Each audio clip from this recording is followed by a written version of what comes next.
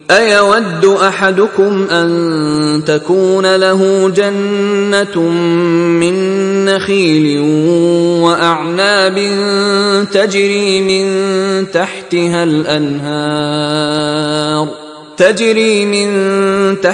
الْأَنْهَارُ لَهُ فِيهَا مِن كُلِّ الثَّمَرَاتِ وَأَصَابَهُ الْكِبَرُ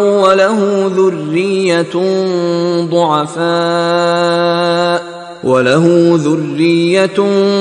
ضُعَفَاءُ فَأَصَابَهَا إِعْصَارٌ فِيهِ نَارٌ فَاحْتَرَقَتْ كَذَلِكَ يُبَيِّنُ اللَّهُ لَكُمُ الْآيَاتِ لَعَلَّكُمْ تَتَفَكَّرُونَ أَيَوَدُّ أَحَدُكُمْ أَن تَكُونَ لَهُ جَنَّةٌ مِّن نَّخِيلٍ وَأَعْنَابٍ تَجْرِي مِن تَحْتِهَا الْأَنْهَارُ، کیا تم میں سے کوئی شخص پسند کرے گا کہ اس کا ایک باغ ہو اور کھجور کا درخت ہو اس میں، اور انگور کی بیلیں بھی ہوں، اور اس کے دامن میں ندیاں بہتی ہوں، نیچرل اریگیشن بھی ہے،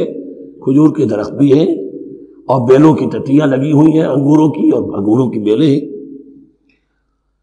لہو فیہا من کل الثمرات، اس کے لیے اس باغ میں ہر طرح کا میوہ ہے۔ فَأَصَابَهُ الْكِبَرُ، اب اس پر بڑھاپا بھی طاری ہو گیا ہے۔ وَلَهُ ذُرِّيَّةٌ ضُعَفَاءُ، اور اس کی اولاد ہے ابھی چھوٹی عمر کی، کم سن ہے، کمزور ہے۔ فَأَصَابَهَا إِعْصَارٌ، کہ اچانک اس باغ کے اوپر ایک ایسا بگولا، ایک ایسی آندھی آئی جس میں آگ ہے، فیہ نار، کوئی ایسا آگ بھری آندھی آئی، فَأَصَابَهَا إِعْصَارٌ فِيهِ نَارٌ فَاحْتَرَقَتْ، پورا کا پورا باغ جل کر جلس کر رہ گیا۔ كَذَلِكَ يُبَيِّنُ اللَّهُ لَكُمُ الْآيَاتِ لَعَلَّكُمْ تَتَفَكَّرُونَ، اس طرح اللہ تعالیٰ تمہارے لیے اپنی آیات کو واضح کرتا ہے تاکہ تم تفکر کرو۔ یعنی ایک انسان نے ساری عمر سمجھا ہے کہ بڑی میں نے نیکی کمائی ہے، میں نے یہ کیا ہے، میں نے فاؤنڈیشن بنایا، میں نے مدرسہ قائم کر دیا، میں نے یتیم خانہ بنا دیا،